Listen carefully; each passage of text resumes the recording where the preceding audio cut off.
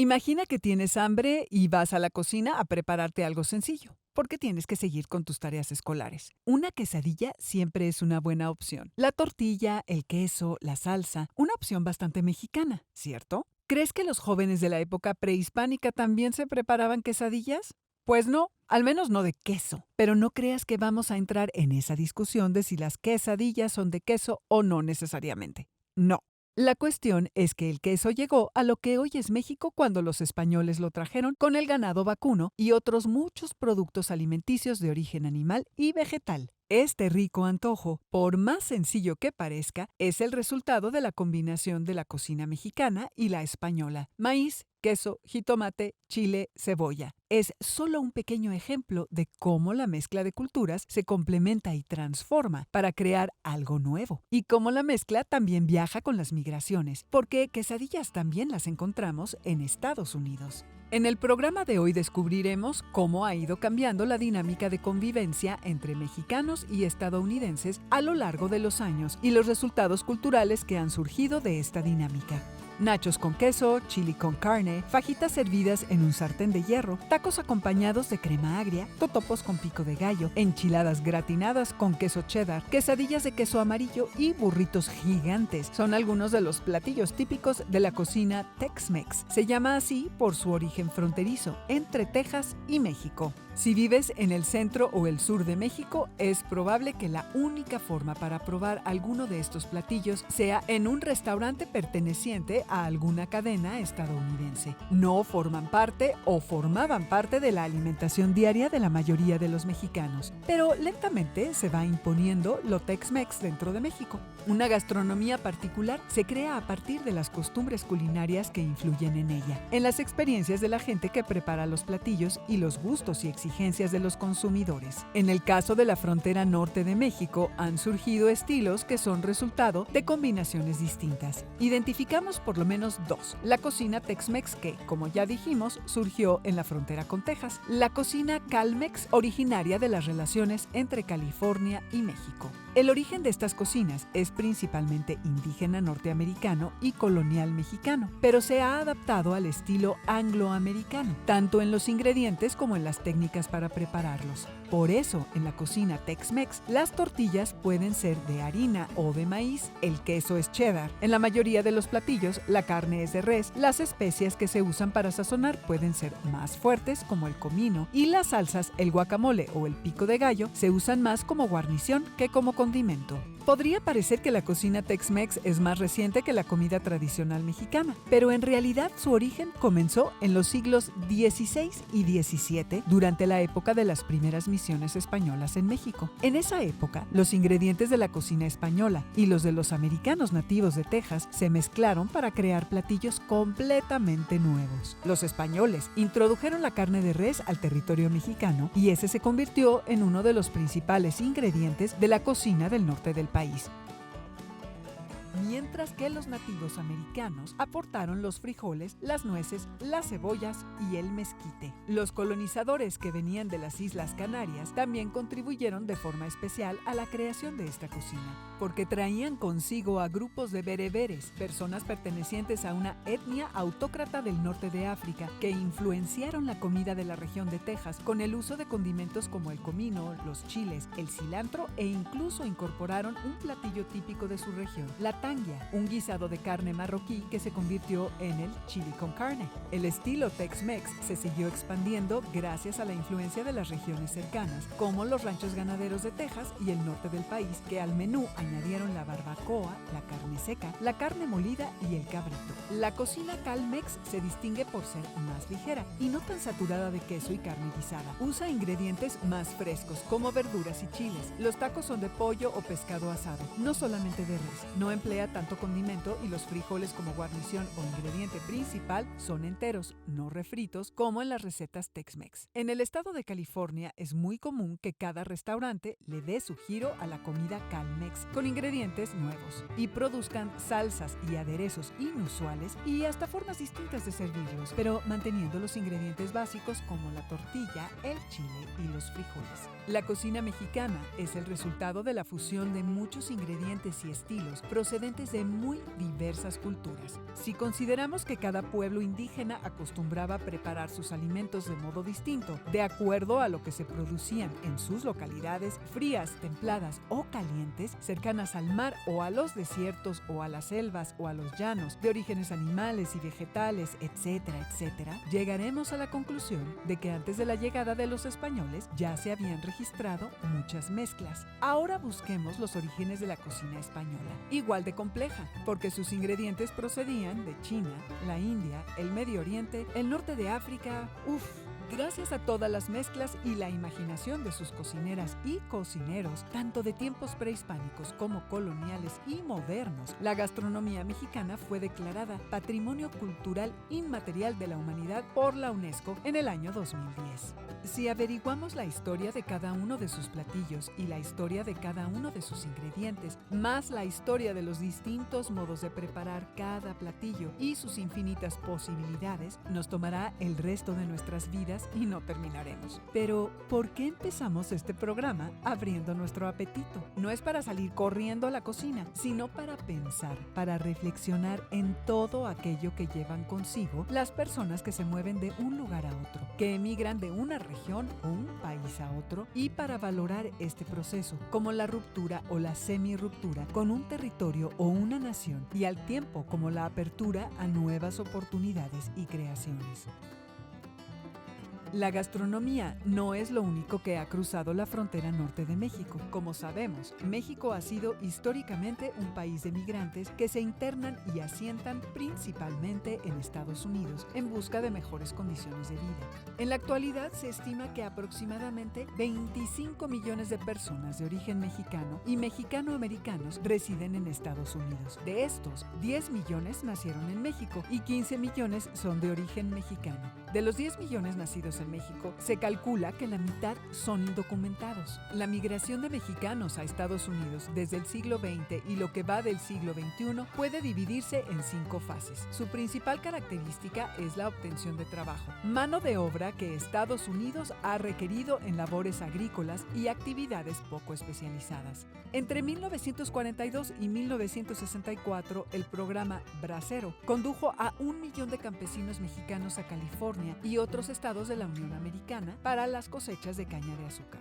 Mientras estuvo activo este programa, cerca de 5 millones de trabajadores mexicanos emigraron de forma legal a Estados Unidos, constituyendo una de las oleadas migratorias más importantes de la historia. Este programa agrícola contó con el acuerdo de ambos gobiernos, pero concluyó a causa de los reportes de abuso por parte de los patrones hacia los trabajadores. Entre 1965 y 1986, al concluir el programa Bracero, el tráfico ilegal de personas comenzó, sobre todo como consecuencia de la crisis económica que México vivía en ese periodo. Este tipo de migración continúa en la actualidad, con ciudadanos mexicanos y centroamericanos, quienes no siempre tienen garantizado llegar a su destino.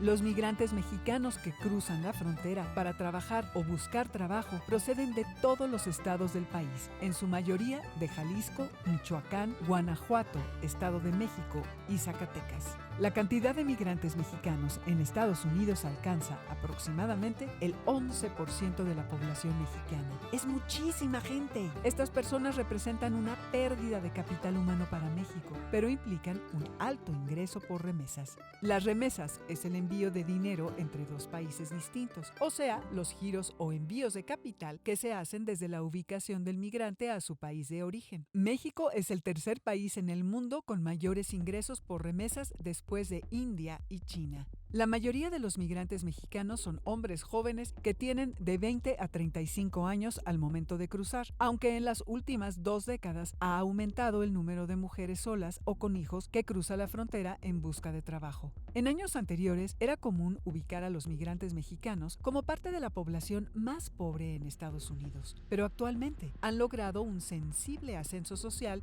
debido a que allá logran una mejor educación, así como mayor flexibilidad laboral para trabajar en otros sectores además de la agricultura. Uno de los mayores problemas de los inmigrantes mexicanos en Estados Unidos ha sido la discriminación. La condición de indocumentados de muchos de ellos los coloca en una situación vulnerable. Sufren explotación económica, inseguridad social, racismo y violencia, tanto por parte de los estadounidenses como de los mexicanos que los internan o les dan trabajo. La discriminación de los mexicanos en Estados Unidos se remonta al siglo XIX, cuando México perdió más de la mitad de su territorio. Con el Tratado de Guadalupe Hidalgo, miles de mexicanos quedaron de un día para otro incorporados a la nueva nación en su antiguo territorio.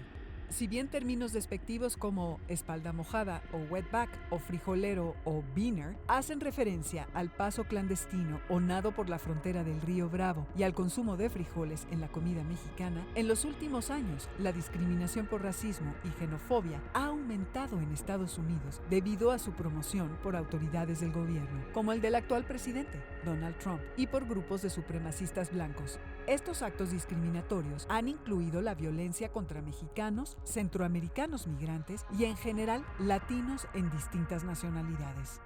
El caso más sonado en los últimos años de este tipo de terrorismo doméstico sucedió en agosto de 2019 en la ciudad de El Paso, Texas, cuando un joven de 21 años llamado Patrick Crucius entró armado a un supermercado y comenzó a disparar con la intención de matar a todos los mexicanos que estuvieran presentes. En este ataque murieron 23 personas, 19 de origen latino, entre ellas 8 de nacionalidad mexicana. Aunque hay cada vez más migrantes de origen centro y sudamericano, los mexicanos siguen siendo el grupo más estigmatizado y propenso a los ataques de violencia verbal, física y armada en Estados Unidos. A ello contribuye el hecho de que el 42% de la población posea un arma en su casa. Las migraciones internacionales se han convertido en uno de los procesos más destacados de las últimas décadas, tanto que los patrones históricos han cambiado y han aparecido grupos sociales minoritarios nuevos dentro de los desplazamientos. Es el caso de indígenas y mujeres que en muchos casos se encuentran en mayores desventajas por razones de género o por no hablar otro idioma más que su lengua natal. Los migrantes indígenas mexicanos han trabajado en la agricultura y en minas de varias regiones de Estados Unidos desde el principio del siglo XIX. Cada año, miles de migrantes de América Central cruzan el territorio mexicano para huir de la violencia, de graves violaciones de derechos humanos, de la pobreza y el reclutamiento forzado de pandillas. Muchos de ellos buscan asilo y son migrantes en tránsito, es decir, que intentan llegar a Estados Unidos. Los puntos de control fronterizos en México han forzado a los migrantes indígenas a utilizar rutas más peligrosas en un intento por escapar de la detección y la deportación. Los contrabandistas se aprovechan de esta situación y a menudo cobran a los migrantes por sus servicios ilegales para luego secuestrarlos, extorsionarlos e incluso desaparecerlos durante el viaje. Esta situación migratoria pone en el centro de atención a aquellas personas que han visto truncado su proyecto migratorio porque han sido detenidas una vez que han cruzado la frontera. Para ellas, descifrar cómo pueden ser liberadas, cuál es su situación legal y cómo solucionarla se convierte en su prioridad. Esto complica sus planes y causa enorme angustia entre sus familiares. Cuando son apresadas por la patrulla fronteriza, comienza un proceso lleno de dificultades en los centros de detención, donde a menudo son encarcelados en espacios hostiles.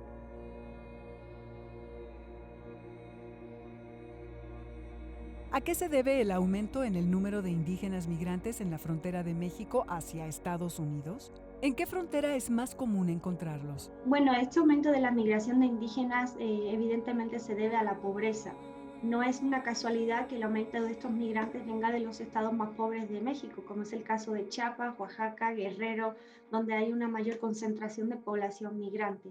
¿Qué pasa con los indígenas migrantes que son detenidos en la frontera y no pueden comunicarse con la policía fronteriza para explicarles su situación porque no hablan el mismo idioma?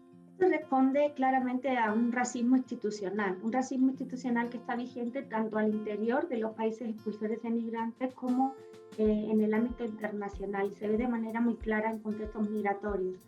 Ya han sido muchos los indígenas que pues han sido penalizados sin saber de qué se les acusaba o qué se estaba pasando, no entendían la situación, incluso han llegado a ser encarcelados. Estos son vulneraciones contundentes del derecho a ser debidamente informado por la condición étnica, lingüística.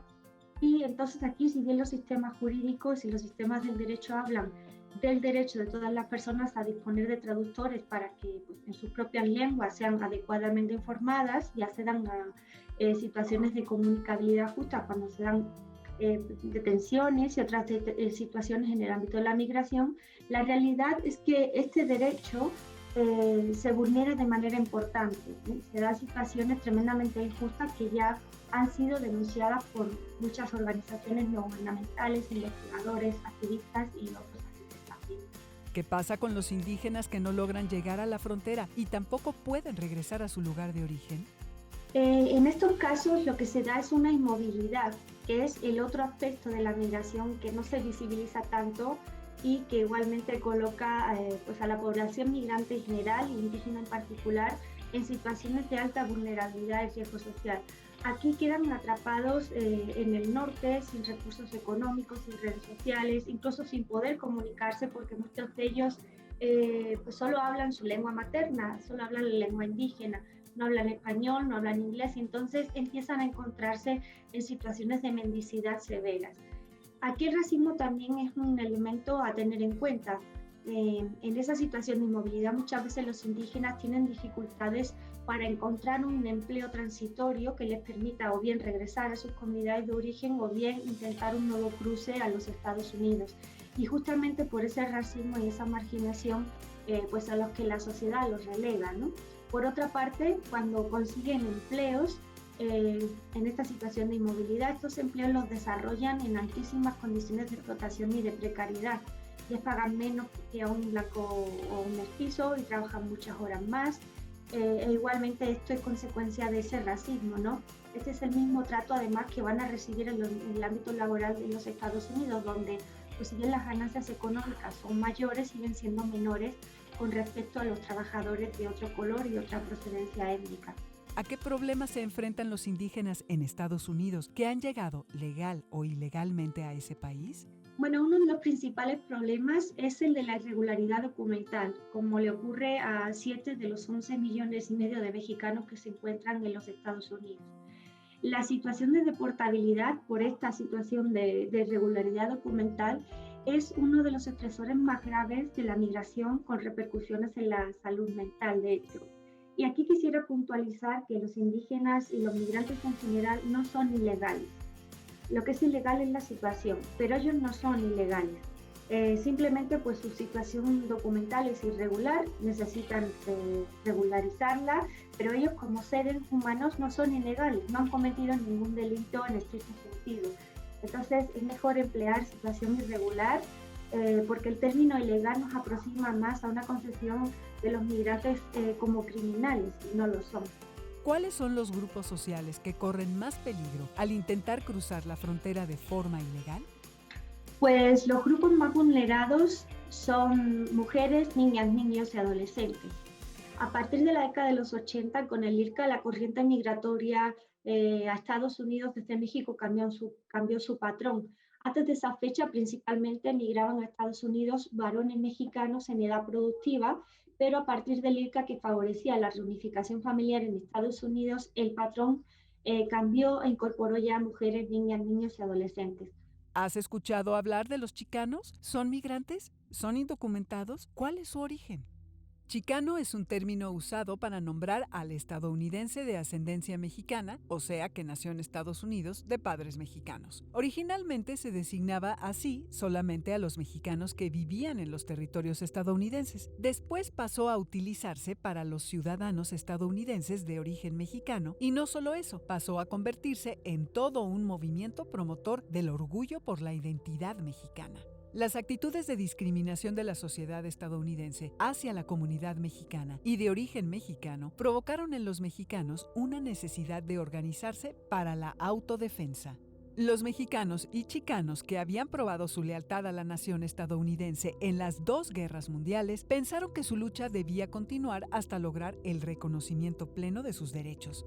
Así fue como surgieron organizaciones comunitarias y parroquiales de defensa mutua y promoción de programas sociales de vivienda, trabajo y educación que, a lo largo de la frontera, reforzaban la mexicanidad y establecían lazos con algunos cónsules y grupos en el lado mexicano. El movimiento significó la adquisición de conciencia colectiva para unirse y consolidar una identidad propia. Para distinguirse de otros grupos, los chicanos retomaron símbolos y expresiones de la historia de México, como Aztlán, La Raza, Hidalgo, Morelos, Zapata, la Virgen de Guadalupe, y le dieron al término chicano un significado ideológico de lucha y resistencia, de actividad política y expresión artística. Chicano significa para los chicanos alguien que intenta cambiar las estructuras sociopolíticas estadounidenses para alcanzar la justicia y la dignidad personal. Desde los años 60, los chicanos están organizados en clubes de oriundos, clubes comunitarios y organizaciones populares. Su deseo por conocer la historia y las diversas culturas mexicanas los ha conducido a fundar centros culturales en donde se imparten clases. También los ha llevado a crear música, a pintar y escribir sobre temas alusivos a lo que es México fuera de México, lo que es otro México. Todo ello da lugar a una nueva cultura.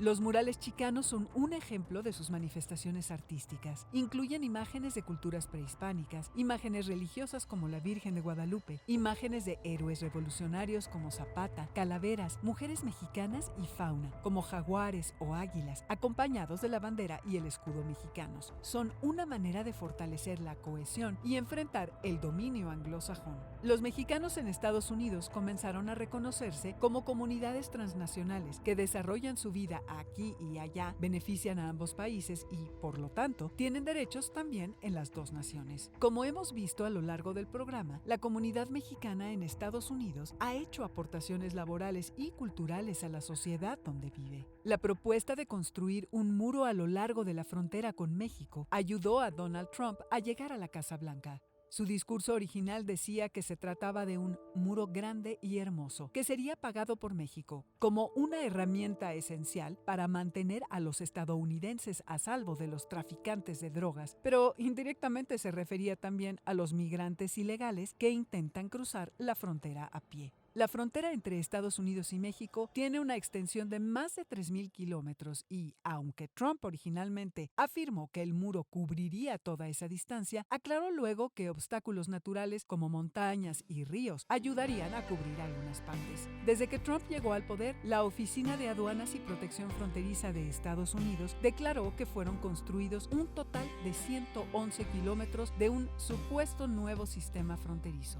Pero gran parte de esto no es un nuevo muro, sino más bien trabajos de mejora en infraestructuras preexistentes en los 1,000 kilómetros de barreras que ya existen a lo largo de la frontera. Los simpatizantes de Trump han expresado que se sienten inseguros cuando saben que hay mexicanos o latinoamericanos en su barrio. También han dicho que los inmigrantes quitan trabajos que podrían ser destinados a estadounidenses. ¿Mala información? ¿Pretextos? La mayoría de los trabajos de los migrantes mexicanos o centroamericanos en Estados Unidos corresponden a los que los ciudadanos estadounidenses no quieren realizar por considerarlos inferiores, como labores agrícolas, servicios de limpieza, jardinería o trabajo pesado en la industria de alimentos. Resulta contradictorio. Por una parte, los grupos antilatinos son xenófobos, desprecian a los extranjeros y solo quieren que los ciudadanos estadounidenses vivan en su territorio, pero por otra parte, los buscan y contratan porque los necesitan. En México, la población de origen extranjero ocupa un lugar marginal en la composición demográfica del país. A pesar de que los gobiernos siempre admitieron la importancia de atraer inmigrantes, México ha tenido una de las políticas inmigratorias más restrictivas de América Latina, las cuales se han hecho evidentes con las caravanas de migrantes centroamericanos. ¿Por qué sucede esto? ¿La sociedad mexicana es una sociedad xenófoba? Pues lamentablemente cada vez más, como la mayoría o la práctica totalidad de las sociedades hoy día, ¿no? Ese miedo a lo desconocido, el miedo a que se le arrebate a la gente lo que tenga, ya sea mucho o poco. Este discurso de los migrantes vienen a quitarnos el trabajo es un discurso muy alimentado, como ya sabemos, por muchos gobiernos, pero simplemente para tener a alguien a quien culpar eh, y no tener que reconocer la incapacidad de solventar problemas nacionales, ¿no? Y la gente se lo cree, la gente compra este discurso y lo hace suyo. Entonces, bueno, ¿a quién le vamos a echar la culpa de que sube el desempleo o aumenta la criminalización? A los migrantes que no pueden defenderse porque no son nacionales, ¿no? ¿Por qué algunos sectores de la sociedad mexicana defienden a los mexicanos que cruzan la frontera norte, pero rechazan a los que quieren entrar por la frontera sur? Bueno, esta pregunta tiene mucho que ver con la anterior también, y tiene mucho que ver con esa xenofobia, ¿no? La llegada de inmigrantes se plantea siempre como una ola, como una invasión.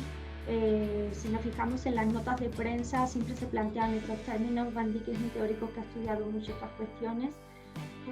Los migrantes mexicanos van a Estados Unidos a buscarse la vida de manera ordenada, pero los que vienen de Centroamérica pues vienen a delinquir, ¿no? Ese es el discurso de la xenofobia, que no solo exclusivamente de México o de América, sino de todo el mundo, incluida Europa. ¿Los mexicanos tienen los mismos miedos que los estadounidenses hacia los extranjeros? México ha tenido siempre una mano amiga en general con los extranjeros. Por ejemplo, el presidente Lázaro Cárdenas acogió entre 20 y 25 mil refugiados españoles durante la Guerra Civil y también otros cuantos miles de europeos durante la Segunda Guerra Mundial. Pero es cierto que sobre todo en los últimos años la tendencia ha cambiado y algunos sectores sociales han terminado adoptando de alguna manera el mismo discurso de Estados Unidos que criminaliza a los migrantes. En el programa de hoy aprendimos cómo las culturas mexicana y estadounidense se han mezclado y complementado en varios aspectos. Desde la creación de las dos naciones, ¿siempre han tenido sentimientos encontrados? ¿Nunca podrán entablar una relación donde ambas ganen? ¿Tú qué piensas? Por lo pronto, llévate estas preguntas y reflexiones durante la activación. Enseguida, recuerda que Comunicación nos trae temas de filosofía. No te lo pierdas.